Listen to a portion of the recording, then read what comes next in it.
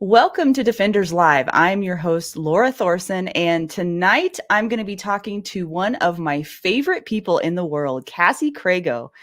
I'll be learning about Cassy's story along with all of you guys because I don't know her very well, but she's one of those people that from the first time I met her, I just felt like she was my people. I can't quite describe it or explain it, but I just have always gotten that sense from her. So I'm really excited to interview her tonight. In this episode, we're going to be talking about Cassy's experience getting into firearms, why she did it, and her experience as an instructor.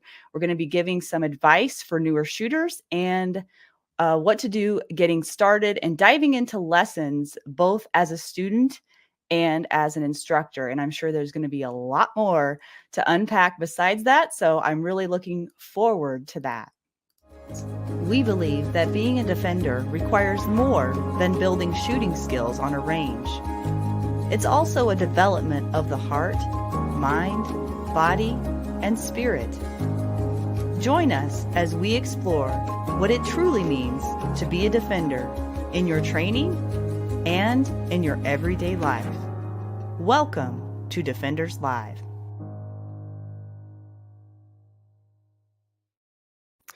If you're new or watching this as a replay, welcome. We're so glad that you're here. Please subscribe to Defenders Live on Spotify, Apple Podcasts, and YouTube, and join our Facebook group as well. And if you don't want to miss another episode, you can sign up for our email notifications at defenders-live.com. This week's episode is brought to you by Locked In Grip. Locked In Grip is a grip enhancer that keeps your hands free of moisture to create a slip-free connection to the action of shooting your firearm. Locked In Grip liquid shooting sports chalk is made for shooters by shooters. I also use Locked In Grip for lifting and any other grip type exercise I might need it for. Visit lockedingrip.com, lockedingrip.com to purchase your liquid shooting sports chalk today.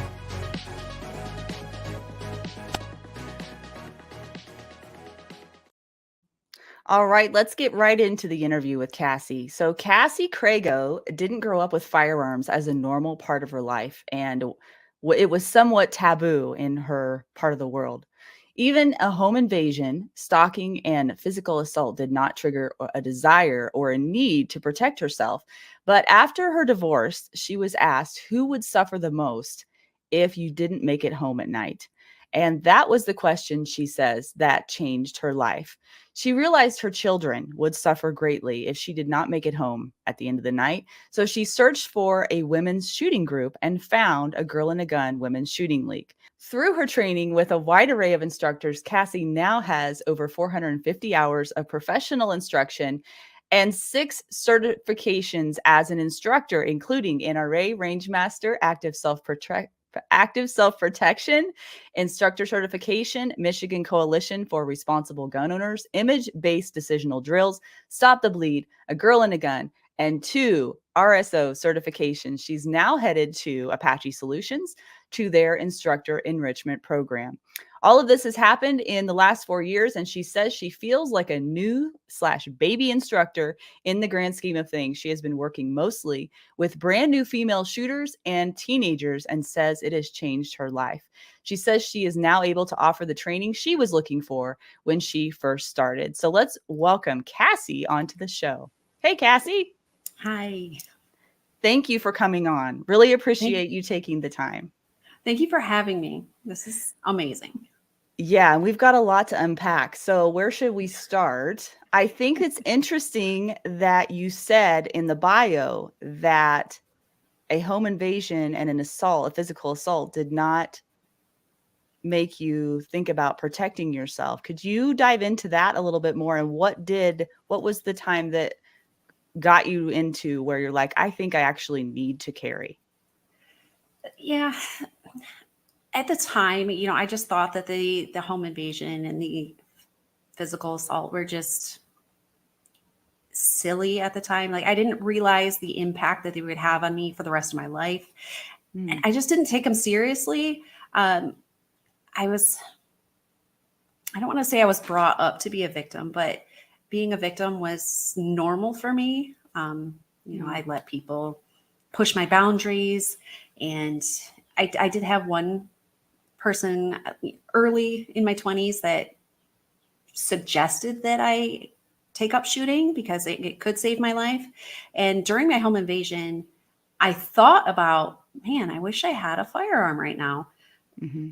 But it was just like that fleeting thought. I called the police, and he left. And it was because nothing, like, I wasn't hurt in that instance. My assault was a separate instance. I didn't take it seriously. I didn't understand that invasion of my privacy coming into my home would have impacted me the way that it did. And I just kind of carried that with me for so long. The physical assault, at the time, I thought it was my fault. And that's taken a long time to unpack. I think it took me 14 years before I could call it what it was. Wow. It was a rape. And it took me 14 years to admit that.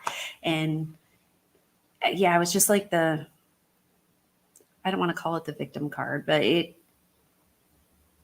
didn't think of myself as a victim at the time until I started unpacking and realizing what all it was, how my boundaries were pushed, and how that predator was able to, get to me like it did. And yeah, because in order for you to put value in carrying a firearm, then you have to put value in yourself, that you're worth protecting, right? exactly. Is that really what that was about, you think? Absolutely. Yeah. I think, when I can't even remember who asked me the question, and I feel terrible about that. But when I was asked, if you didn't make it home at night, who would suffer the most? That was the first time that I put value into myself. Like, my children need me, especially my oldest son. He suffers from a lot of, mental health issues. I'm his security blanket. Like, I'm his security at his spot, his person. Yeah. And if he didn't have me, he would be in a world of hurt. And I needed to put value on myself, and that's been huge. I've also been able to call it, like, taking my power back. There's a lot of instances in my life where I felt powerless. I was powerless, and shooting really gave that back to me. It gave me control. So much strength in there that came out with just that one little question. Brought about this whole Paradigm change of shift. life direction. Yeah, and as moms, right? I mean, we would do anything for our kids, absolutely anything for our kids. And so when that question was posed to you, then that really hit home, I think. I mean, it would for me too, that it was. I had to sit down. What's that? I had to sit down for a minute and Really? go, Wow. whoa. Yeah. Yeah. Wow. So now I think I mean, just right out of the gate, Cassy, I think that I can see a lot of myself in you. Like I think we've had some very similar experiences. So that would kind of make sense, how we're like kindred spirits, maybe on some level. I don't know. Absolutely. But I've always felt that with you. And we met for the first time just a few months ago at a Girl and a Gun in Colorado at the national conference. And Adam Winch told me, you need to go find Cassy. You need to go find her, and she needs to be on your show. And I had no clue who you were. No and that's clue. okay. And if I'm being honest, at the very beginning, like on day one, I was so overwhelmed with how many people were there that I just like the idea of going up to somebody that I just didn't even know and just ask them questions, or it was so intimidating to me at first. But a Girl and a Gun has a really interesting culture that I've never experienced before on that kind of a massive scale. I've experienced that culture in small groups of women before, but never on a massive scale like that, because there were over 700 women there. Yeah. That's a lot of 706. women. Yeah, Yeah. it's a lot of estrogen. Yeah, it is. And if you would have told me before I went, like explained it to me, the culture of what that would have been like, I wouldn't have believed you because I didn't think that existed. I didn't think It's you could really get that many hard. women together and them actually have that much fun and get along. And like, there was not one person that I met that I didn't enjoy getting to know, that I didn't enjoy hanging out with. And generally, I'm the girl that hangs out with the guys usually because there's less drama and less just, I don't know what it is about women sometimes that are like, it's just not my thing for whatever reason. But like these people were just really supportive, like unbelievably, and very approachable. And you were one of those. So when I approached you reluctantly, a little bit scared, you were just like totally cool. I'm like, wait, she's a totally normal person. This is, not a big deal. And so I learned a lot at the conference. I mean, not just in the classes, but the experience I had outside of that for me was really powerful, exciting, and the networking opportunities were amazing. Yeah. And this was my first year, not your first year though, right? Not your first rodeo. No, it was my fourth. Yeah. So I still, relatively new, and I love the culture of conference. We go with 4 to 5 other ladies each year, and it is like our second home, we have found. Yeah. I get all the warm and fuzzies thinking about it just because there isn't another opportunity like that I've been able to experience where you have that many ladies. I want to say the first year there was around 400, and then we've just grown each time we've gone. I mean, Cameo, the shooting complex there, they even built us more ranges so we could have more ladies there, which should be a clue of how amazing of an opportunity it is. And to have that scale of a variety of, I mean, there's shotgun, And there's it's not archery, like there's everybody's the everything. same. Like there's a ton of different types of classes, like you said. And then the diversity in women is remarkable. I mean, we are not all the same, look the same, act the same. There's a lot of diversity in personalities and everything. And still, it is just a very welcoming environment for everyone. I mean, I'm still floored. And that was like 3 months ago. I'm like, wow, I did not know that existed. It's so cool. And so anyway, I'm very thankful that I met you there. What was one of did you have a favorite moment or class or experience that you got from this year? So many. I know, right? So there was a personal win that I had in one of my classes. It was a coaching class, and he did a competition, for the little range Pokemon. He got his little coin, and I hate those. The pressure. Yeah. And so I was like, you know what? I'm not going to care about my time. I'm going to run it super clean. That's all I cared about.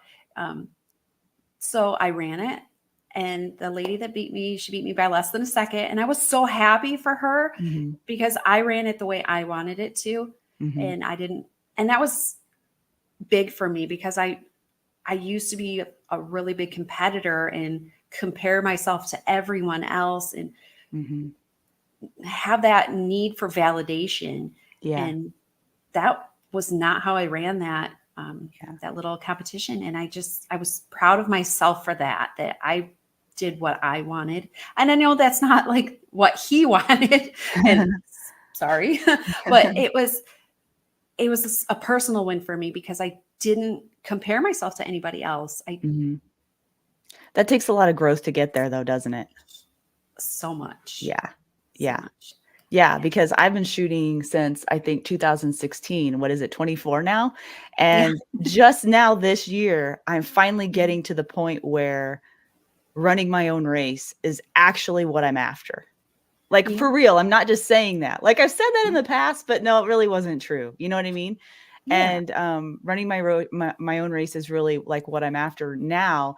And the unintended consequence of that is that I've excelled more than I expected. because I'm not focused on, I hate to say the outcome versus the process, because we hear that all the time in this space. But like when you run your own race and you focus on doing the thing well, and not just trying harder and not just like trying to earn the thing or win the thing or compare to someone else, like you can go so much further when you're actually focused on just like trusting yourself more, knowing that you're competent, standing in that, and you know, you have to do the work. You do. Yeah. That's really important. But you're never going to, I think I used to think like in the moment you could rise past a level of your true competency, but that's not true. It just, you might get lucky once in a while, but that's usually not the case.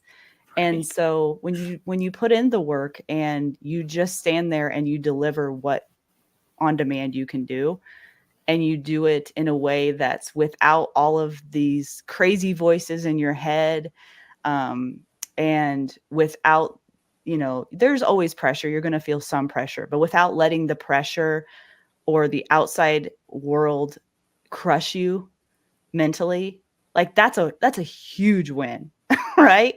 Absolutely. That's really the name of the game, honestly, I think.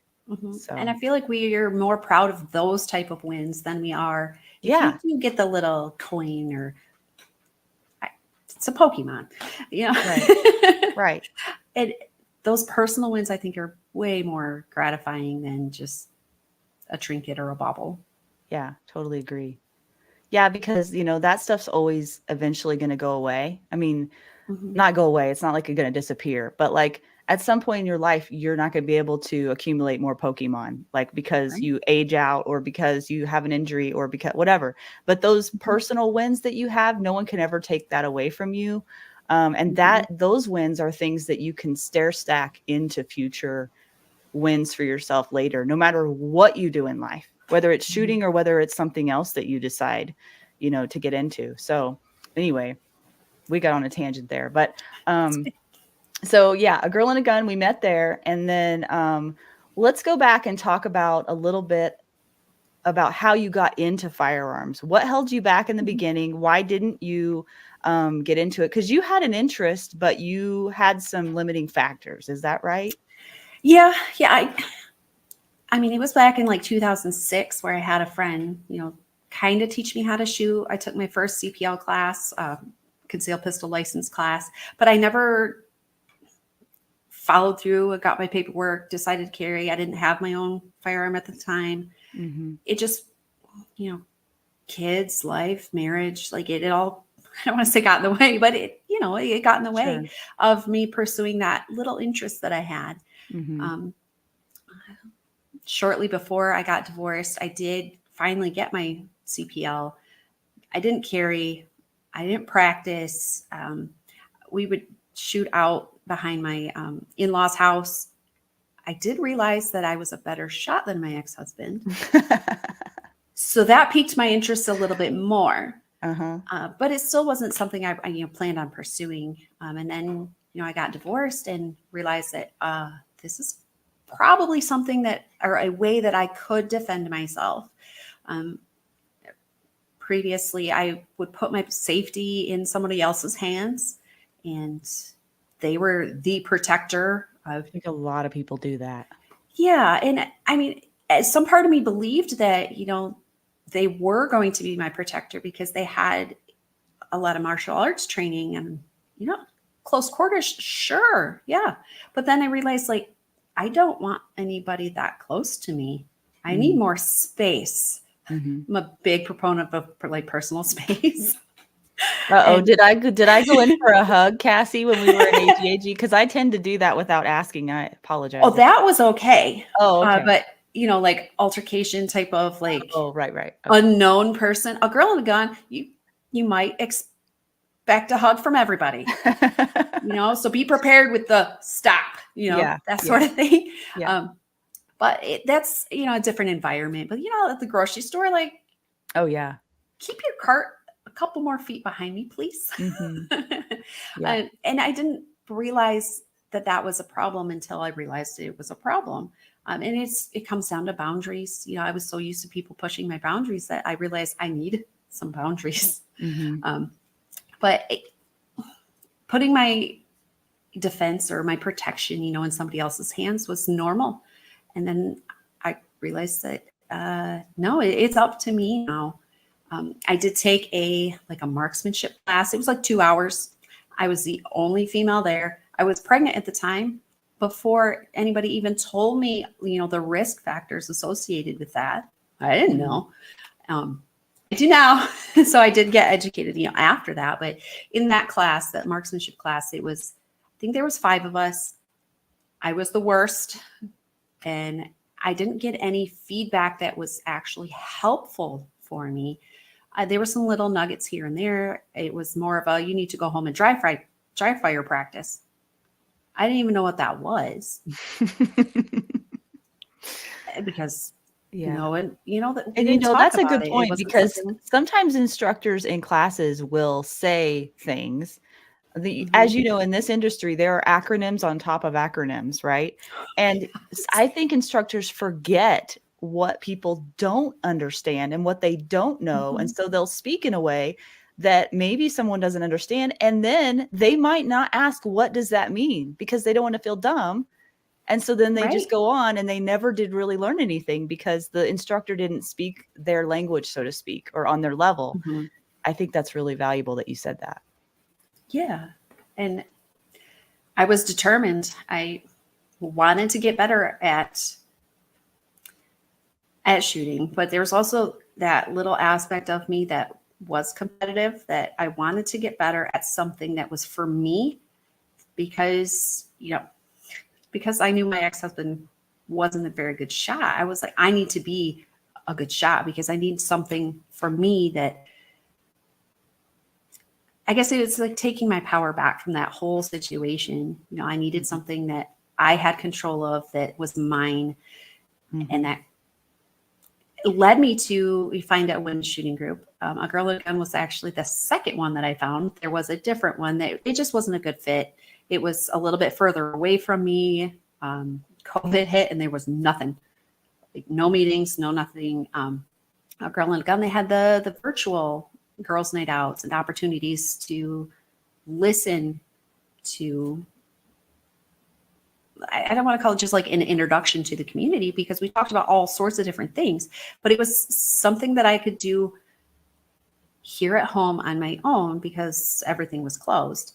And then when I came to my first in-person shooting event, it was a girls' night out, and I showed up, and I think I got 3 hugs that first night and a really open arm welcome. And I was like, whoa, I knew this was a bunch of ladies showing up. And I had this, I'll call it an implicit bias of women are mean, we're crass, we're, all the things, we're too critical of each other. That is not what happened. So I had this, preconceived notion of what was going to happen, and it was completely different. Yeah.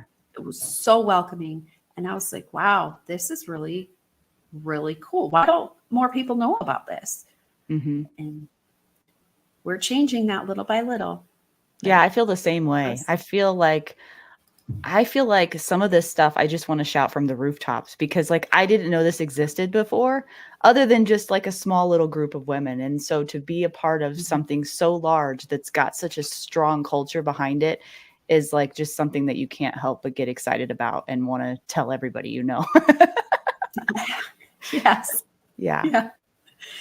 So I want to go back to something you said. You said that you had a hard time creating boundaries, and that you mentioned the phrase taking back your power. So could you explain how you, maybe not the whole process, but at least how did you start to create boundaries in your life? What did that process look like?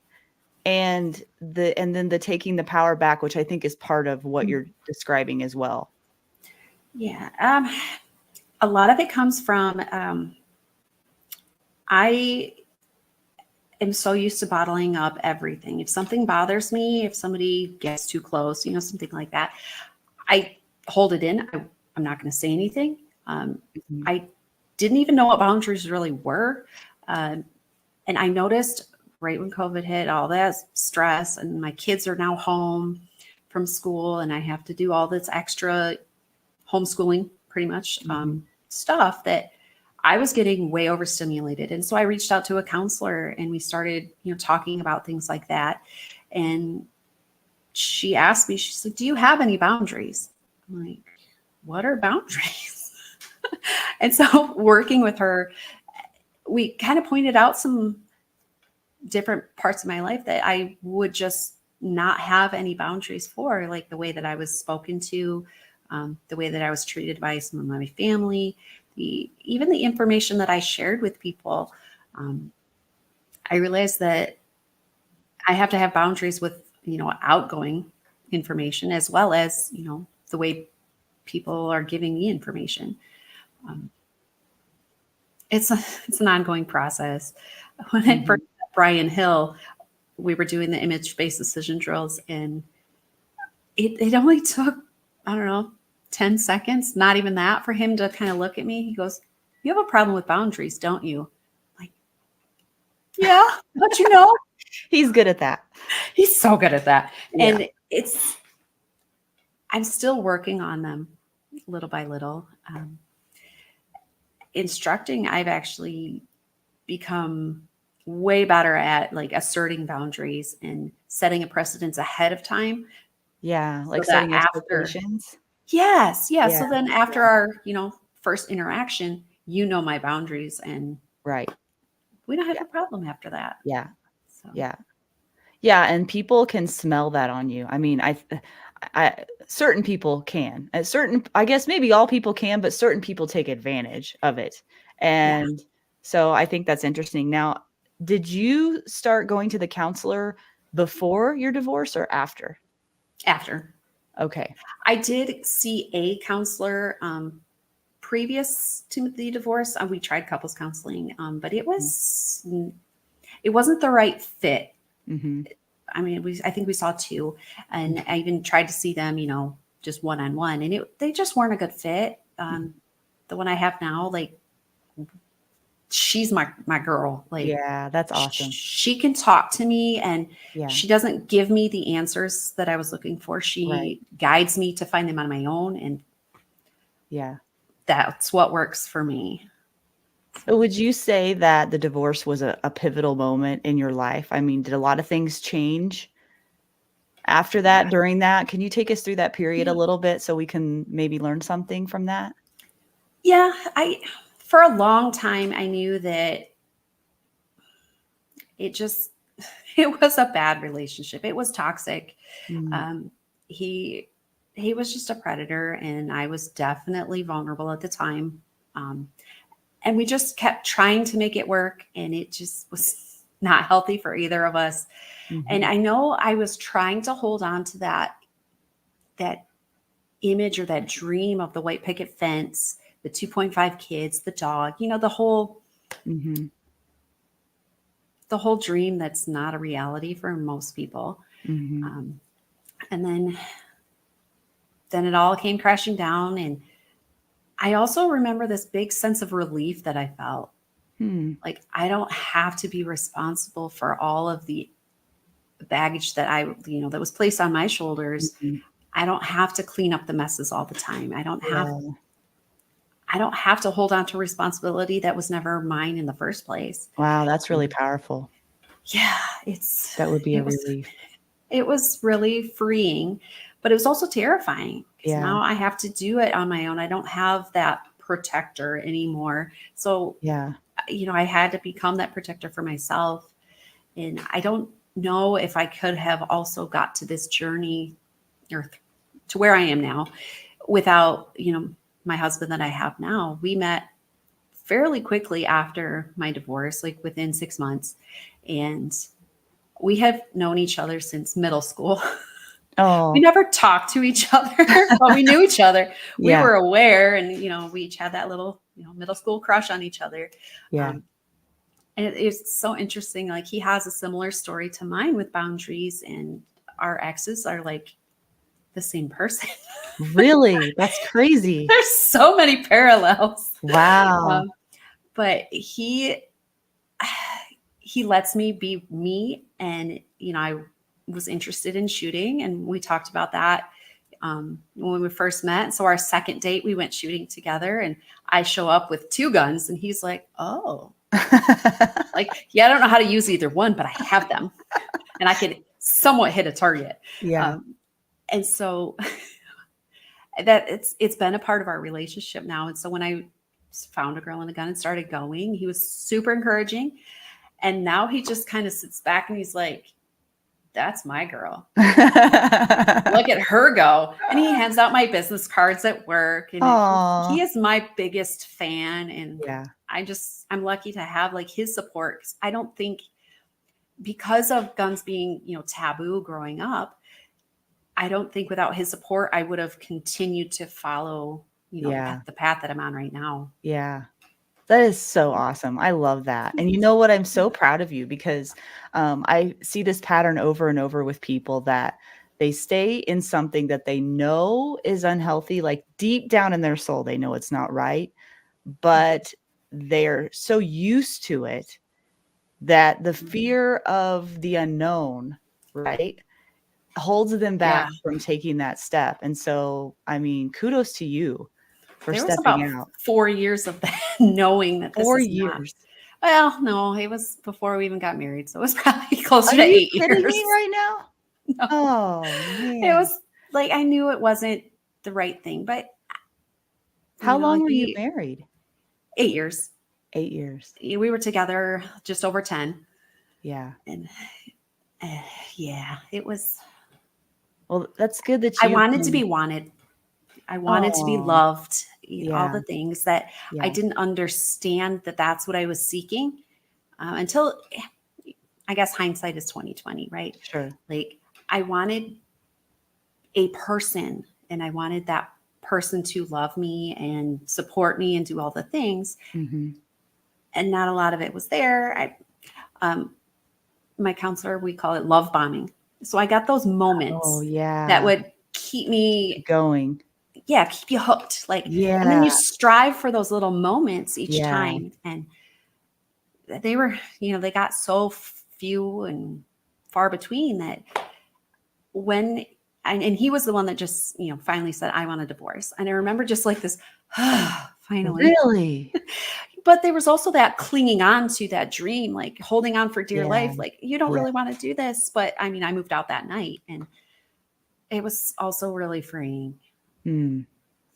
So you knew it was the right thing then? Yeah, I did. And I wanted, to stay together for the kids and right. I was going to ask you about things. That. And that was hard. But I also realized that there was a lot of toxic behavior that, I mean, both my boys kind of emulate some of that, and we're working through that, daily. That they model after what they see. Yeah. So it's tough, but we're working through it, and they're great kids. And so even, through all of that, and me and my ex, we didn't fight during the divorce. Like I didn't want anything out of it. He didn't want anything out of it. We just wanted to get out. So there wasn't like the big battle or anything like that. What about with the kids though? How was that handled? He gets visitation and I get them all of the time. And you both agreed to that? Yeah. Wow. He at the time was, working full time, and I was working part time. Oh, okay. So it was easier for me, and I had to drive them to and from school each day. And then that was, my son was in preschool, and my older son kept getting in trouble on the bus. So I had to drive them to and from school, and he just wasn't capable of that, like because of his work schedule. So it just works out that he does the every other weekend, and I get him all the time. And now I have one of them the entire time, and he visits only one of them now. So it's a struggle, but we work through it. Yeah. And that's the thing is like, the thing about life is that there's never an event or a moment that washes away anything really. I mean, you know what I mean? Like it's an ongoing thing. Like my dad used to say when I was little, and I mean, I swear it's just so true. He has all these funny sayings, but they're always so true. And he always says, if it's not one thing, it's another. And it's Yeah. true. That's just life, right? You're going to have Yeah. adversity. There's going to be one thing after another, and we just have to Mhm. learn how to deal with that. So, one part of your life got better, and there's sacrifices for everything that you do. And Mhm. so it sounds like you're handling that as well as you can. So that's Yeah. awesome. Yeah, there was an aspect of it that I think is really valuable too, is that I didn't realize that I was living my life in fear. Now, it wasn't fear for like my life or safety, but it was in emotional fear of Mm, the other person's reaction, everybody's, yeah. I guess, perception of what's going on, Hmm. everybody's critical eye on all aspects of my life. Hmm. And living now is so much more freeing because I'm not worried all the time about whatever's going to, come next. Like, can Right. I handle what's going to come up next? Because now I know I can handle anything. Yeah. So, Yeah. And that's a totally different type of, like, think of all of the energy that you used just living day to day before, right? I mean, I don't know yeah, if wasted energy is the way to put it, but like, that's a lot of energy to put forth yeah, in like rowing against the stream. Do you know what I mean? Is yeah, that kind of what it felt like versus now you're going with the stream, so to speak? yeah. So, Yeah. I used to have a lot of stomach problems and problems with Mm, migraines, and I didn't realize I was holding on to everything. yeah. And I've a couple different doctors have asked me, they're like, "Oh, I see you suffer from migraines." I was like, "Yep, not anymore." They're like, "What do you mean?" It's Wow. like, "I got divorced." But it's all that like energy was Yeah. bottled in and held, and like I was always on guard. Yeah. And not having that, I'm healthier. I lost a whole bunch of weight. You let go Um, of a lot of things, huh? yeah, yeah. And so it was the best decision both of us could have made. Yeah. Well, that's really interesting. And, I didn't want to dive too deep in it, but I know there were some really valuable lessons, to be learned. And so that's why I brought it up. So, yeah. So, anyway, let's move on to the next topic. We've got so many Yeah. topics here. Yeah. So, you have 6 instructor certifications. That's a lot. Um, Yeah. Kudos to you for going above and beyond NRA certification. Thank you. Yeah. And what I don't think people realize, we're in the instructor realm, but people that aren't in the instructor realm, I don't know about you, but I don't say it to brag, but I just let people know at the beginning of classes that I have these certifications, and they don't know what they mean. And I say, you probably don't. And Right. that's okay. All I want you to know by looking at these is that I'm a perpetual student, and I know that you are as well. Yeah. Um, and I think honestly, both of us are somewhat training junkies at this point. I mean, I think I can raise my hand to that. It's fun, Yeah. but it is very expensive and it is very time consuming. Much. Yeah, Yeah. and we both have families. We have kids, relatively young kids. And there's a lot of juggling going on in our day-to-day lives. And so I'm just curious how Mhm. you're able to do that. How are you able to make the time? Maybe you're better at saving your money than I am. I'm not sure. But like I see all those certifications and all I think are dollar signs, travel, lodging, and it's a lot. And I don't think people realize what kind of dedication it takes to do that. So any advice in that department, or how do you do it, Cassie? I want to know for myself. Yeah. So I was encouraged to, um, take my first couple instructor certifications, like the NRA and the Rangemaster. Those, lucky for me, they were local to me. So Oh, I was okay. able to do that. And I was encouraged to, take them. And I talked to my husband about it, and I'm like, hey, I really, want to do this. And he's Mhm. like, well, as long as you do something with it, do Yeah, it. yeah. And then the range master, that just so happened. And I explained it to my husband as like, your NRA basic is like your high school graduation. Like, Oh, okay. Yeah. it's I don't want to say it's easy to get because there's a lot of time and investment and there's a level of respect to it. Mhm. And then, range master is like your associate's level. Mhm. And then you have, you could go to advanced or master, Rangemaster, or you could go to active self-protection. You can go to, other certifications beyond that to kind of step yourself up. Mm-hmm. And he was like, I get it. That's a You good way go to get describe an it. associate's degree. So Yeah. yeah, I can't take credit for that. That was my mentor, Heather Reeves. She gave Oh. me that analogy, and I'm like, yeah, that makes total sense. Mm-hmm. It And does. then I just kind of start racking them up, and I'm like, I don't mean to. I'm not, searching for the credentials here. I'm just really interested in the topics. And Right. I was able to take Mag 40 last year. That was super cool. And again, that was local to me. Okay. And Mass is such just an awesome guy to train with if you Yeah. ever get the chance. I don't know if you Yeah, have or not. it's on my list. Yeah. Oh, he'll be here next month. So come on over. He'll be That is here. nowhere near me, Cassie. You I realize where I know. live, right? Hi, Montana. Okay. Yeah. I'm going to Washington in December Are you?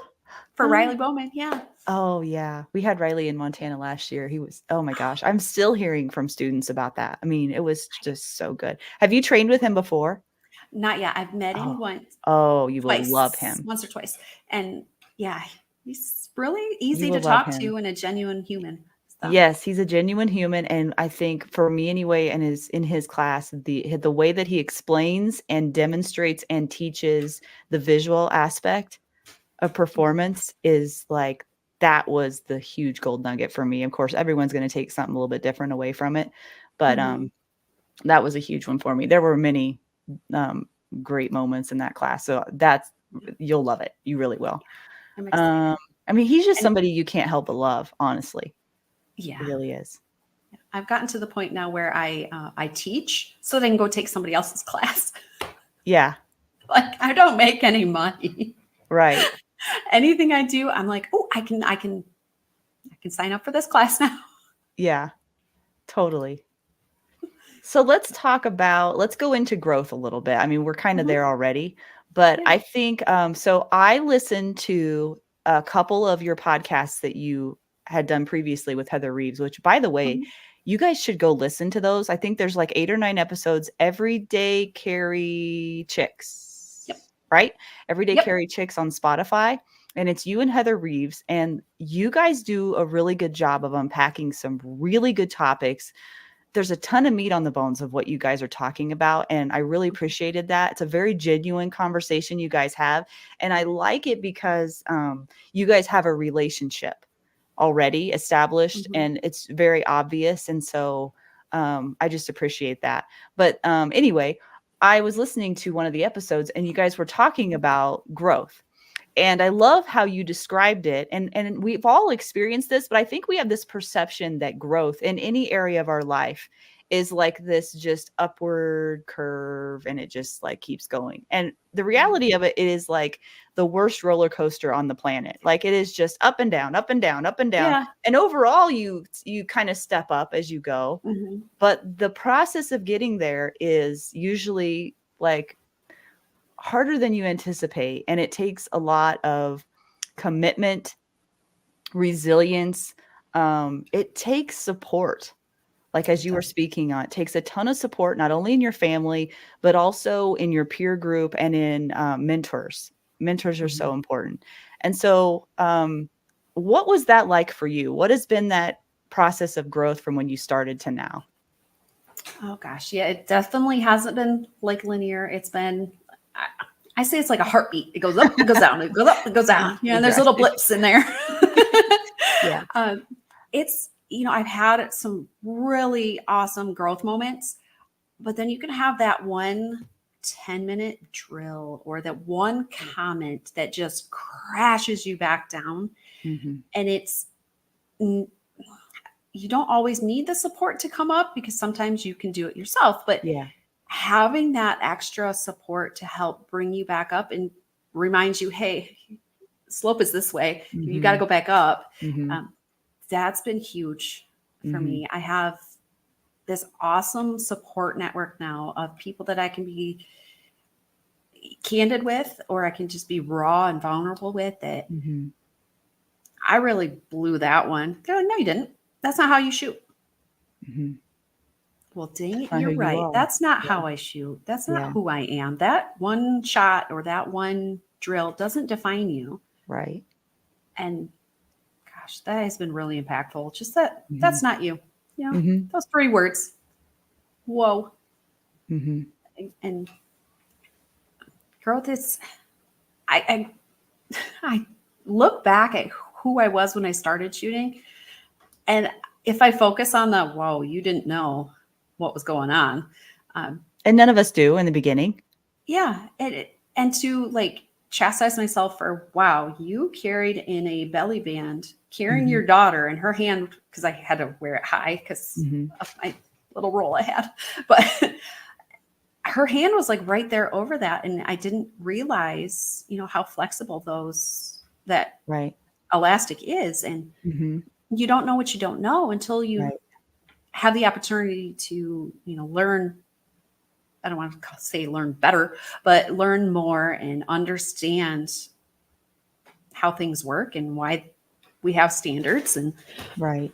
And so I don't chastise myself for what I didn't know when I didn't know it. And that's been huge. And that Mm-hmm. has allowed me to grow. And I think I'm addicted to growth now. Oh my gosh, me too. I, Let's make a club. yeah, it's the growth that I've experienced during shooting. I have to attribute it back to like getting that power back, because now Mm-hmm. I try to cultivate that same feeling for other people, whether they are ready to grow or not. Like, you can if you want, but I'm here for you either way. I Mm-hmm. feel like, before I found a girl and a gun, I didn't have that in my life. So Mm-hmm. I want to give it now. I want Mm-hmm. to give all the opportunities that I can to support those other people on their growth. Mm-hmm. And I And feel they're like all at watching different them stages. grow. Oh yeah.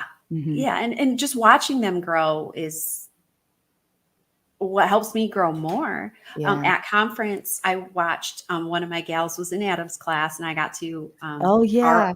RO for him, and I was in tears at the end of the class, just watching her grow and Oh. challenge herself, and she would like look over at me, and I'm like, "You got this," Uh-huh. and just you could see that I got this, like that. Her feeling became yeah, I can do this, and gosh, I'm Yeah. gonna just get all choked up about it. Like, just Yeah. watching her grow made me grow, and like It's it's like like the your Grinch. heart My grows heart, bigger. Yeah. Yeah. It's like the movie where your heart grows bigger. yeah, I and the think that's Grinch, what yep, happens. yeah, and Yeah. that just Fills you it up. definitely pushes me to grow more. Like, well, where else can I go with this? Mm-hmm. And that's why I'm excited for the Apache class. I leave tomorrow morning. Really? Yes, How many days is it? at 3, and it's a 3. 10-hour drive for me. So Wow. I'm leaving a little Man, early. I wish we lived closer. We could be so dangerous together. Oh my god. Yeah, Yes. like Yeah. road trip buddies. So, I could see it now. yeah. Well, that's funny that you're talking about, helping people have the experiences that you didn't have when you first started. Mhm. That's a lot of my motivation as well. Getting to people sooner, helping Mhm. to just kind of give them a hand up, and helping them out and giving them that information I wish I had. I wish somebody would have told me this years ago kind of thing. Mhm. That's really motivating for me. But I also think, like I said, everyone's at a different stage and not everyone's ready to hear the message, so to Oh, speak, yeah. and that's okay. What I've learned is I used to get kind of upset about that. Like, why don't they get it? Or why don't they, invest the time, take the time? And I think that in firearms instruction, that's something that comes up a lot is like, you'll see a student come in for one class and then you may not see him again. And most people you won't see again. But what I look at it now is like planting seeds. I Yeah. feel like that is my job, is to plant seeds. And if they grow, they grow. And if they don't grow, they don't grow. That's not my job to make them grow. It's my job to plant the seeds. And so that's kind of how I look at my role now, in what I do. It sounds like that's what you're doing too. But I just think it's so cool that we can take our life experience and turn it around for good to help other people get where they want to go and give them more of a fast track than what we had, you know? Absolutely. That's what it's all about. It is. Yeah. Yes. Yeah. Okay. So where do I go from here? Okay, so we talked about personal growth. Now, I mean, and I say this on my show all the time, personal growth and shooting growth go hand in hand. It's really the same thing. The gun is just the tool, the skill that you're building that's revealing who you are. And that is what I've learned from many of the best instructors out there, is that that's really what it is. When you said in your bio that you really enjoy teaching newer shooters, why is it that newer shooters are your jam? Like, what is it about them that gets you excited? And so they're a blank slate. Yeah. They each will Usually. have their own idea of what it's going to be like, that it's going to be scary, or the gun's going to fly out of their hands, or the recoil is going to knock them over. You know, they've all been told something, and we get to dispel all those myths. We get to start off with like instilling the confidence. I have a really unique opportunity at my range where we have, we call it our women shoot or a lady shoot, that for $15 you come, you get a box of ammunition, I hand you a firearm, you get a basic handgun class. Wow. It's really like, the bar is really low to Like an entry get level in. thing. Yeah. Yeah. And so it's many times it's our ladies' first time holding a firearm, or they have the opportunity to bring their own firearm as long as I have the ammunition for them. The Friends of the NRA provide us a grant so that we can provide ammunition, because sometimes they don't know what to buy. And we get to give that to them and teach them. And it's all women staff, so all females. You have to be a female to participate, but we have teenagers all the way up through, I think 82 is the highest age limit. I don't know. It's just how old she was. There is no age limit. So you're right. It was a large gap. So we see everybody in between. I have ladies that are terrified of firearms come, and then I have ladies that they've shot their whole life. And which I've learned means nothing. Yeah, I was gonna like do that. I try not to laugh when somebody tells me I've been shooting my whole life, because when you really think about it, what matters is like how many times have you shot your whole life, and what kind of training has there been during those? Like, you know what I mean? Like, I pick up a gun once every 5 years and shoot 5 rounds, but I don't know what I'm doing. Well, you can do that for 20 years and still not know anything. Do you know what I mean? Yeah. So I've been shooting my whole life I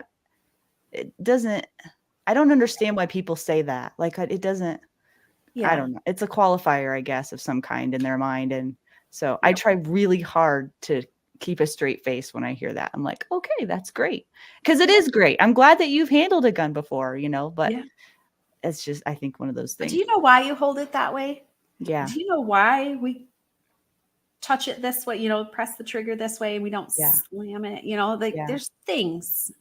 Yeah. And I've noticed with women too, if you give them a reason for something, they get it. Yeah, I agree. But you can't just tell me to press the trigger slowly or something like that. Yeah. And we walk through, step by step, but I'm like, this is why.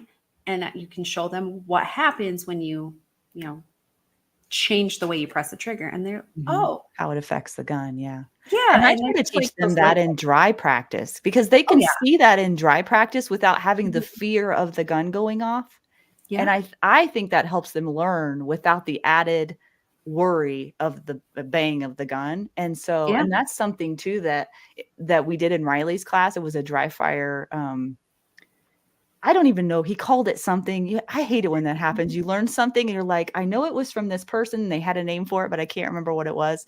But it was basically just learning how to read your gun when you press the trigger, learning what the gun is doing in movement, because the gun is always giving you feedback, whether it's dry or live. It's always giving you feedback. And when that like little light bulb went off in my head, I'm like, I have to tell everybody this because, like, you do not need a live gun you don't need holes Right. in a target to Mhm. understand how your gun functions based on your inputs, right? Absolutely. I Yeah. mean, and why did it take that long for someone to show that to me? I don't know. Maybe I wouldn't have understood it earlier on, but honestly, I don't think a lot of instructors give newer shooters enough credit. Mhm. They're not letting them work from holsters for a really long time. Like, Mhm. you can work with a dry gun in a holster, in and out of a holster for a long time, and in a very safe working environment. And people can understand that quickly and incorporate Mhm. those safety fundamentals more quickly than they're given credit for, honestly. And that kind of bothers me sometimes. Whoa. Is there an Yep. earthquake? No. I was trying to put my foot up and I kicked something. Oh no. But anyway, get off Yeah. my soapbox Yeah. about that. No, it's so valid. And we do start off dry. And some ladies, that's all they're going to do for the whole day is Yeah. just dry. And that's okay. Yeah. Yeah. And then you get the hugs like 2 weeks later. They're like, I can't believe that I stepped up and I did that class and I was so much more comfortable, or you took the time and you had the patience, and Mhm. you get all those compliments and you're like, well, I didn't get that, so I'm going to give it to you. And Mhm. I mean, I don't tell them that, but Yeah. I'm just thankful that I am able to give that, to people now, Yeah. and give the explanations, and just Mhm. I try to give everything that I can. And That's some pretty days I need obvious. a day or two to recuperate because I've given everything. Gosh, me too. I totally agree with you. It's Yeah. like you're living in an alternate universe when you're teaching sometimes, like, Mhm. it's I don't know if it's the flow state that Brian talks about or something or what it is exactly, but it's like you wake up at the end and you're like, "Whoa, like, what just happened? That was awesome." I feel like I Yeah. just got the biggest gift in the world, even though they're the ones that feel like they got the gift, I feel like I did. Do you know what I mean? Yeah. Oh, I I don't know how just to describe that, but bask in the yeah. graciousness, the glory, Yeah. if the good feelings that you get after those moments. Yeah. Yeah. Yeah. That's good stuff. Mhm. Okay, so I wanna tell you a little story and get your take on it and see if you have any stories like this. So, Mhm. I've been, an instructor for the last 4 years, and it hasn't been until this past year, or the last 2, I guess, probably, that I've really grown exponentially as an instructor. And I'm not saying that to, like, make myself look good. I just mean it in realistically. Like, I just don't teach Mhm. the way that I used to teach because of my active protection certificate. Like, I learned a ton about learning. So much. Yeah, I mean, everywhere I go, every instructor I meet, even if I'm just a student in their class, I'm observing what they're doing. I'm paying attention not only to what they're saying and how and why, but I'm learning, like, how to be a better instructor by watching good instructors, right? You can take Mhm. something from everyone that you learn from. So Mhm. I recently had a handgun fundamentals class, and usually in the handgun fundamentals class, it's all accuracy and there's no speed involved, right? It's usually Mhm. beginning new shooters, and you don't know what you're going to get when you show up to class. You have Yeah. no idea if you're going to get someone who doesn't even want a gun in their hand, or if you've got somebody who has some experience but just wants a refresher. I mean, it can be a wide spectrum of shooters. Mhm. And so for me as an instructor, it's been challenging in a good way to develop a curriculum and a loose curriculum of what I want to kind of get accomplished for that day. But each person's going to take a different path to get there, and they may never Oh, get yeah. there. And that's okay. Like, what my goals are for them might not be the goals they have for themselves. And but in this class, it was the opposite. It was like all of the shooters was, so if one side of the spectrum are people who are afraid to touch a gun, and then the other Mhm. end of the spectrum are people who are at the higher end of a fundamentals, like they've had some experience, or even if they haven't had a lot of experience, they don't have any fear about guns. And the bang doesn't bother them. They're really like interested in the technique and skill building part of it, right? Mhm. So I think there were like 8 people in this class, and right out of the gate, I could tell that the usual steps that I take people through, they Mhm. were just like going so fast through them. Not because when I say so fast, I mean that they were showing me levels of safety right out of the gate, levels of safety Okay. that made them, we didn't have to stay dry for very long because I could tell Mhm. that they understood what was going on and they were excelling. So we could move to the next phase and the next Mhm. phase and the next phase. And by the time we got to 1 o'clock in the afternoon, we had gotten to what's usually the end of my day as far as what I have for them for a fundamentals class. You get what I'm saying? Like Yep. we had, because you just go with the speed at which where they're at, what challenges them in that moment. And usually that you don't have a class where most of the people are kind of on the same page. Usually Right. they're kind of all over the place and you've got to Yeah. handle them a little bit differently. But this class Mhm. was all kind of the same and they were up here. And so I had to do the opposite of what I usually do. Usually I have to slow things way down and have to make Yep. sure everybody's getting where they need to go and stuff. And they were leading from the front and I was just like, whoa, okay, let's try this next thing. Oh, they're conquering that. Okay, they're conquering that. They're conquering that. And by the time we got to 1 o'clock, I was like, I'm going to have to adapt Yeah. drastically as an instructor right now because Yeah. all of the sheets of paper and all the things in my head we're at the end of the line of the paper, right? And I've got 4 hours of class left. And what do we do? And luckily I had an assistant instructor there. And so we kind of talked about it at lunchtime.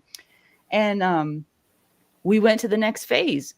There was this one guy on the line. I kid you not, Cassie, the only student I've ever had that no matter what I threw at him, he almost couldn't miss the target. I mean, it was insane. It was insane, right? Which is exciting, right? But I'm like, this guy needs challenged in a new and different way than I'm used to challenging people. And so I'm like, okay, Mhm. I've really thought about at lunch. Okay, what can I do to bring him up a notch? Because everything he was just excelling at. And so in the afternoon, I'm like, I have no choice but to add speed.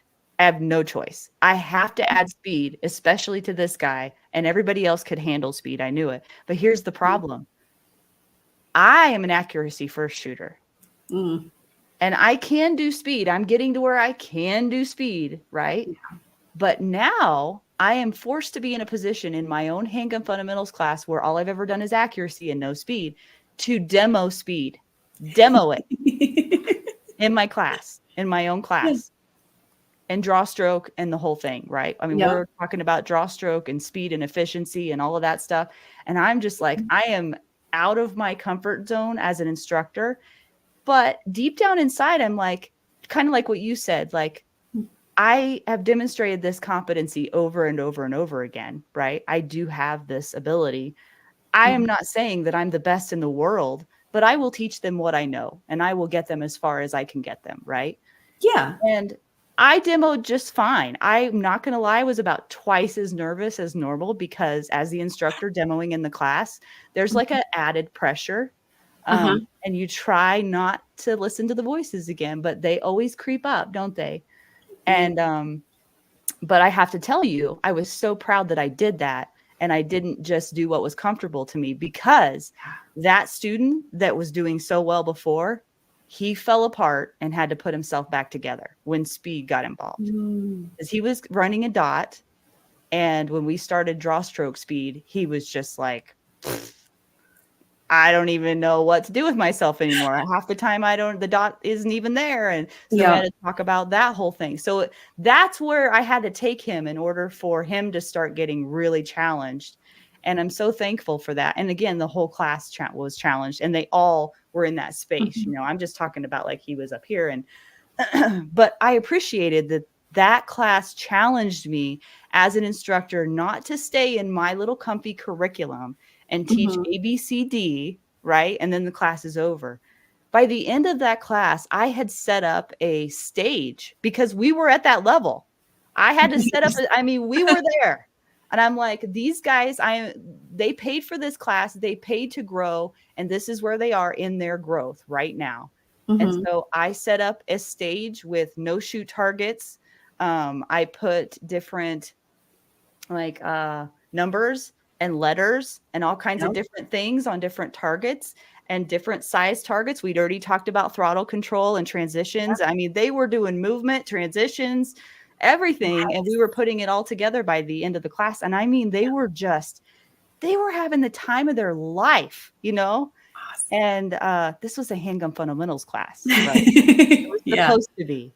But like, what would you do? We'd be like, oh, well, this is just a handgun fundamentals class. So this is as far as we go. Thanks for paying your money. Bye-bye. If you want more, you've got to sign up for another class. No, that's not No. how I roll. Yeah. Let's give these guys, you know, wherever they are, I will meet you where you are and we will grow. Yeah. Yeah. So anyway, that was a long spiel, but like, have you ever had something like that happen to you? A little bit. And so during my active self-protection cohort, because I know each cohort is a little bit different, we had a running joke that it was a meme of from Friends carrying the couch on the stairs, and we're pivot.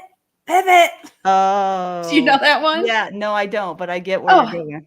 Yeah, so every time we're thrown a challenge like that, we have to pivot. We can't just stick to that rigid, well, this is what I have for my written curriculum. Like, I think that you did exactly what a great instructor would do and modulate your course to what the students are ready to handle. And you're not going to insult them by saying, you're not ready for this. You met them where they're at, and then you just pushed them that little bit each time. And I think that was fabulous. And it was not handgun. I mean, it was handgun fundamentals, but it was handgun fundamentals at speed and with movement, and you know what I mean. So I guess you could still call it that, but it was handgun fundamentals for the sleepers that you had. Yeah, exactly. It was fun though. I had the time of my life. Once I got past the fear of demoing speed, once I got past that, it was all like just fun after that, you know. What were the voices saying in your head? Let's see. Are you sure you can do this? Just doubt, basically.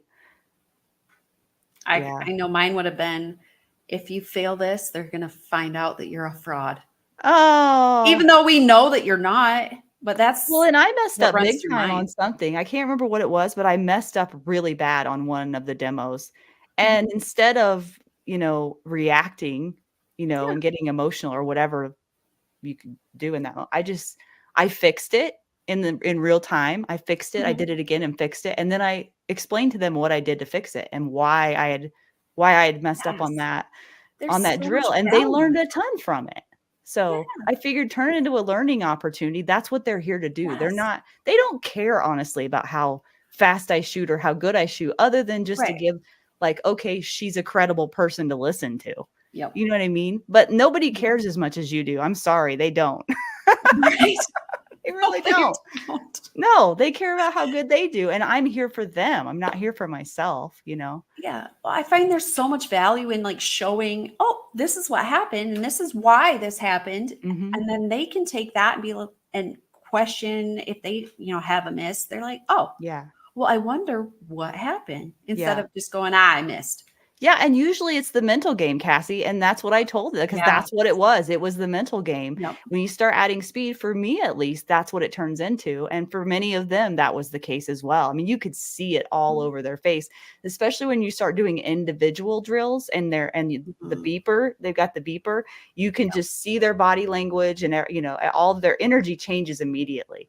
So we're human, right? That's just what happens. So it was pretty cool. I mean, I was so blessed to just be a part of it. Like once I got over the hump, so to speak, then after that I was like, I can't believe I get to do this. Plus I can't believe I'm actually competent enough. And thank God that he's prepared me and equipped me enough for this moment, because thank God I've been paying attention to all the instructors who are higher level than I am. And I can take pieces and parts from them and learn how to apply that in real time and give them something of value, instead of just like, well, I'm out of things to say now, you know, good luck to you, you know? Yeah. So that's cool. Yeah. So people wouldn't encourage you unless they trusted you. And I think that's, a little nugget to keep in the back of your mind too, is that other people know you can do it. They've seen you do it. They have faith in you. And you just kind of proved it right there that you can handle anything that's thrown at you. And And it so can be fun. It can be yeah, fun. yeah. Yeah. Yeah, like And Brian on Hill both talks sides. about on both sides, yeah. Yeah. And Brian always says about, and I'll never forget this as long as I live. He says, I step to the line and I think, I get to do this. Not, oh, I have to do this. You think, I get to do this. And that just, it just changes everything when you think that way. That's how I felt Words the mean whole things. afternoon. Yeah. Yeah. Words mean things. That little change in semantics is huge. Yeah. I Huge. know. We are so lucky, we're just so blessed because the people that we get to hang out with and learn from, oh, like how grateful do you feel like every day, right? And the people I get to meet on Yeah. this show too, just the You best. get to meet some super cool people. I know. And that's honestly thanks to Adam, because Adam has the network. I don't even think they'd give me the time of day if it wasn't for him. I don't know. You do have that little something about you. I don't know what it is, but okay. Well, let me see what is next on our list here because we're getting kind of long in the tooth as far as time. So tell me, do you need to leave soon? Are you need a potty break or anything? I'm good for another 3.5 hours. So, Oh, well, or I'm not. 2.5 hours, but Okay. Okay. so Well, I'm not rushed. we're over halfway of the things that I had. Okay. Okay. Yeah, actually, we're okay. So, imposter syndrome. For those that don't understand what that is, I'm sure everybody has experienced it. Could you explain what it is and what have you done to help overcome it? So, the imposter syndrome to me means that it's the little voice in the back of your head that's saying, you're a fraud, you're a fake, you don't actually know what you're talking about. Why would people want to listen to you? Why would Laura want to, interview you of all people? Oh, and the voice says nobody cares too. Yes. Yeah. Yes. Mine, I've done some investigation with mine, and mine goes back to feeling validated as a child of being like worth attention or worth a pat on the back or worth an award or anything like that. So mine's been brewing my whole life. Of feeling like enough is where mine comes from a lot. Is I wasn't enough in my marriage. I wasn't enough in past relationships. I know it's there when, I think about how I've raised my children. Like, have I done a good enough job to be worthy of even being their mom? They're still alive. They're healthy. So I've done something right. But for overcoming a lot of it is reminding myself that I've put in all of this work. Like, I did that, which is weird for me to, give myself credit for that. But I did. I sat there for all of those hours. I listened and I soaked up all that information. I completed all those drills. And I don't want to downplay my NRA certification because I still put in the work. There were still, skills involved, but it was the Rangemaster instructor certification that was huge. I mean, the written portion, I'm weird and I like taking tests, like written tests. But it was the shooting portion was huge for me. I really pressure tested myself, and I can't remember if we had 12 or 14 in my class, and we did have 3 or 4 not make it. And I ended up being third in my class. And I just kind of sat there and I was like, wait, what? But I missed those shots, those close up one-handed shots. I don't know. My brain just goes kaputs. And I miss them under pressure all the time. And I even worked them diligently, and then still, when it came time to it, I just fell apart. But only on those. I hit everything else, and I ended up third in my class. And I was like, wait, Are you for real? Do Are you sure? Like, you should check your math. the math again. Yeah. Yeah. But it was a realization that I was like, oh, maybe I can do this. And then the active self-protection class, the best feedback I got was to be me and not try to teach like somebody else. I felt like I was emulating, other instructors and other mentors of mine. Mhm. And then once they're just like, stop, be yourself. I want you. I don't want the polished you. I don't want Mhm. the ditzy you. Mhm. Um, I want Cass. I'm like, oh, okay. So once I started teaching like that, a lot of my imposter syndrome went away because I'm just being me. Yeah. That's huge. It's way easier to be me than it is to try to be somebody else. Right. It takes so much less energy just to be yourself than to try to be. Yeah, I totally get that. But that goes back to like, am I enough? Like me just being me. How can that be enough? Right. Mhm. That's really what that boils down to, I think. So, Yeah, but it's true. It is. that one's a hard one. Yeah, but there's a certain like sweet spot space that when you just like settle into that, not only knowing who you are, but not being afraid to just be who you are. That again is another relief, right? Another Oh yeah. layer of relief that you can just rest in. Hmm. Um, and there's like nothing better than that, truly. Yeah. And then not only that, but being yourself, genuinely as an instructor in a class and then seeing the fruits of that be enough, right? Like Yeah. seeing that that is exactly what that person needed in the moment. And again, that goes back to, we talked about being on the line and trusting yourself. You have to do the same thing as an instructor. You have to Yeah. trust your intuition, your instincts, where you think that person needs to go next, whether Hmm. or not they're capable of it, whether you're challenging them too much or not enough. But really boils down to service, I think, and having that spirit of service and not having the focus being on yourself, but on them. And when you're led by that, you really can't mess it up. I don't think. Right. I Mhm. mean, unless you're just really bad, which I don't think we are. But No. I think we're conscientious enough and self-aware enough that I don't think we would do that. And of course we Mhm. would never on purpose, but Right. um yeah, that's a cool place to be. I'm so proud of you. Like I Thank that's you. amazing how far you've come, It and is.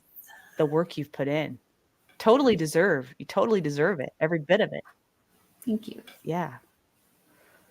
Okay, let's see what else I have here for you. Okay. If you've got anything on resilience, if you think it would help the audience, I would love to talk about that.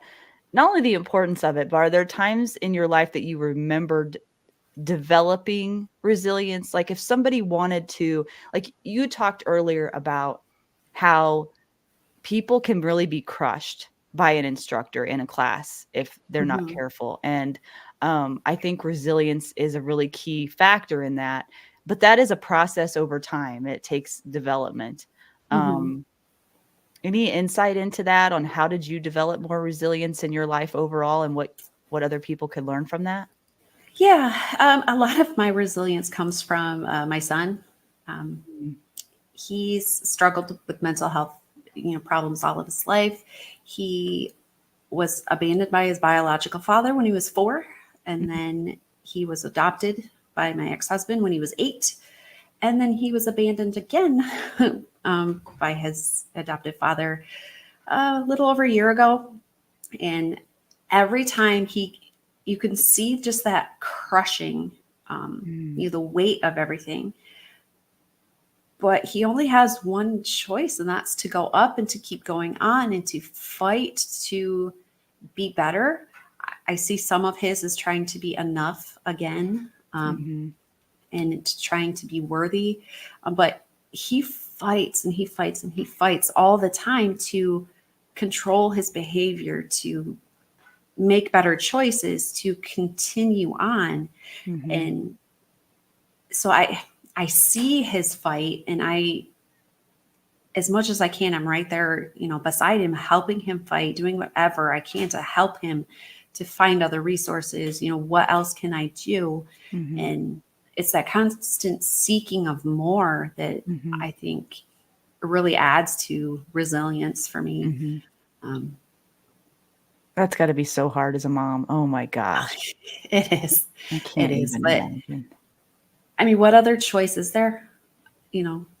Like, I'm not going to not support him. I'm not going to let him fight alone. I'm not going to make him feel like everyone has abandoned him. And so it's a real struggle. I mean, he's gone through so much, and he has a really hard time controlling his emotions. And sometimes they boil out in aggression, and we've been involved with the court system and stuff. And he's getting help from everywhere, and he just keeps fighting, and he's in a really good spot right now. And I'm just so proud of him and all of the work that he has done and he continues to do. And so I feel like, well, if he can do it, I have to do it too.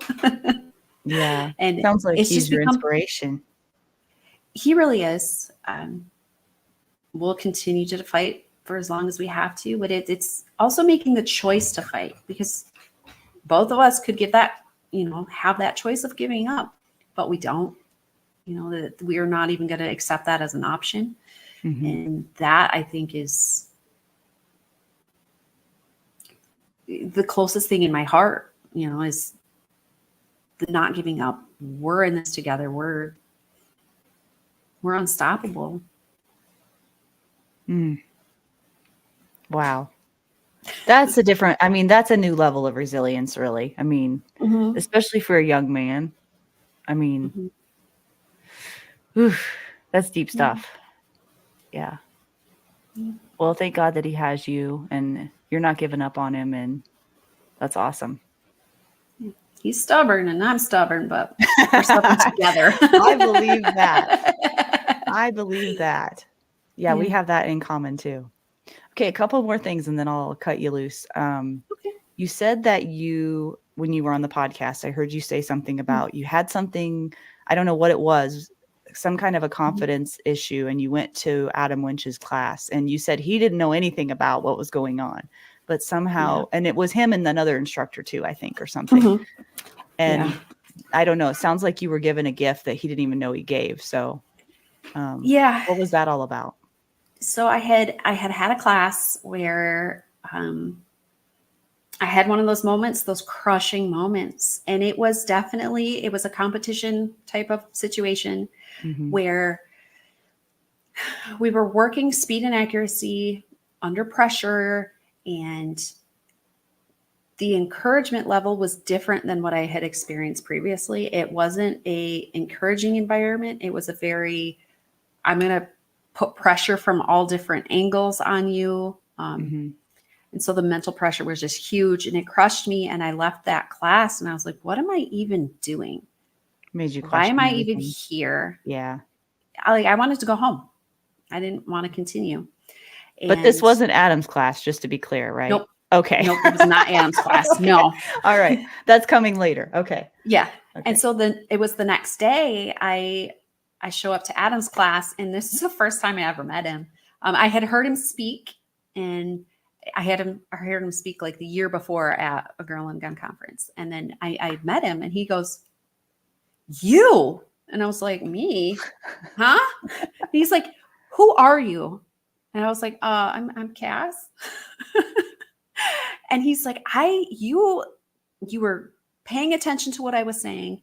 You were like, he could tell I was really thinking and taking like his information to heart. And he's like, "I want to know more about you." And I'm like, "Oh crap, here we go. Why am I even here? What am I doing?" But throughout the class, the little like nuggets of encouragement that he would give, and I swear his brain, it's like, it reminds me a little bit of Brian Hill's, where he knows what to say to you to make you better without, the additional pressure. And I don't know his exact words, but I think it was just like, he just nodded at my target. And I think he asked me how I felt about it. And I was like, there's holes in paper. I think I hit where I wanted. Like I was still pretty new. And Uh-huh. he said that he's like, you're a defender. I'm like, wow. well, shit. Oh, man. I was like, no, I'm not. No, I'm not. And then he does that where like at the beginning of the class, he's like, I don't know about you. I don't know. Yeah. And then by the end of the class, he's like, I love you all. And Yeah. I trust you to, defend me. And I was like, whoa. Yeah. Whoa. Yeah. And he gets in your head without getting in your head. I You know. don't know He he's does. there. He's Yeah. roaming around, poking around, and you don't know. But his intensity level too. Like, Yeah. I felt that all. And It's hard to describe, isn't it? it is so hard to put into words. Yeah, it is. he just his presence too. And the way that he treated his AIs and every gal on the line, you felt loved, you felt encouraged, you felt pushed, but not beyond your limits, Yeah. but right at toe in the line Right of at your the limit, oh, see yeah. if we could just push just a little bit at a time. So I never felt like we went off the deep end, and I didn't let my wheels come off. They were spinning like crazy, but they weren't off yet. And that was just what I needed in that moment. And I felt like I was in the right spot, like place. I was in the right You belong headspace. Yeah, Yeah. I felt belong. Yeah. Yeah. And that's exactly what I needed in the moment. And he had no idea. Nope, not a clue. Wait, he probably did, but you didn't think he knew. He knows things sometimes that you don't realize he knows, and you can't figure out how he knows them. Yeah. Brian, you're right. Brian does that too. Mm-hmm. Yeah. That's interesting. That's one of my favorite qualities about him, is that he can very distinctly, clearly find that line, and he won't push you past it, but he will write it, and he'll keep expanding it ever so slightly, and almost to so slowly that you don't realize it. Yeah. Like over the course of a day or 2 days or 3 days, you'll look at where you started and where you got to at the end. And if you would have been told that you would have been able to do that at the end, you would never have believed it, Right. So I think that's like his superpower. Yeah. That's cool. Yeah. I always wanted to know that. I have so much respect for Adam, just not only for that moment, but that moment's going to stick with me forever. Yeah. Without knowing that I had all this mental chatter going on, he just silenced it all. Just by he has a good way of making you realize that you had it all along. It was always there. It's like he can see it. Like you can't, you're blind to it, but really good instructors can see what you can't see, I think. Yeah. Absolutely. So that's what that was. And I'm glad he showed that to you. Wrapping up, where can people find you, or do you want people to find you? Yes, you can find me. I'm on Facebook, Cassy Crago. Okay. I have an Instagram, but I don't ever use it. I don't think I've updated it in 3 years. Okay. But my classes are at southernmichigangunclub.com. Okay. And I am also part of a Girl and a Gun, our Portage, Michigan chapter. I will be leading that here in a few months. So, yeah. That's awesome. Yeah.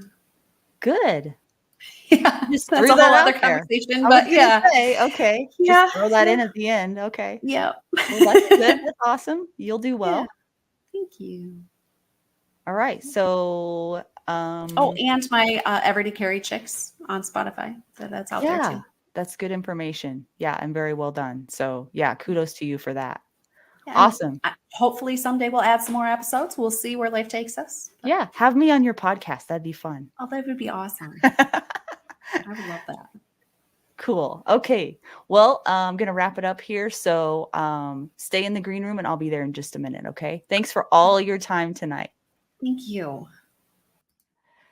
Okay, guys, so let's wrap it up for tonight. I want to give a huge thank you to all of my paid supporters at locals.com. I just dropped an episode. I think it was last week.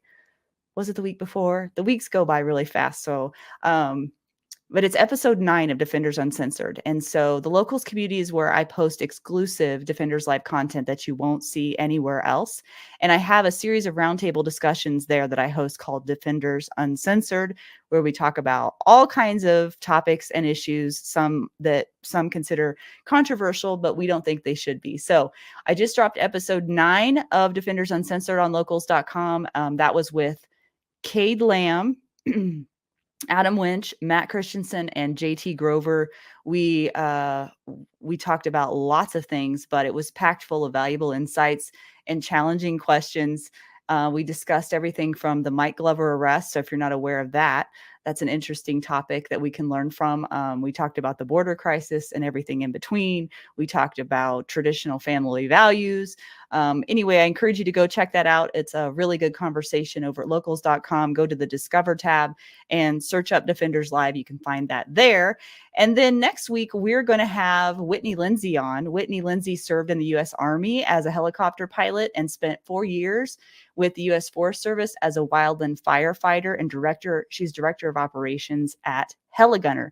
And Heligunner is where they specialize in our aerial gunnery, military simulation, special events, corporate team building, tactical training, hog hunting, and disaster response. That is a lot of different things. So I'm really looking forward to having Whitney Lindsay on next Wednesday. We'll see you next week, 7 p.m. Mountain Daylight Time. Until then, take care.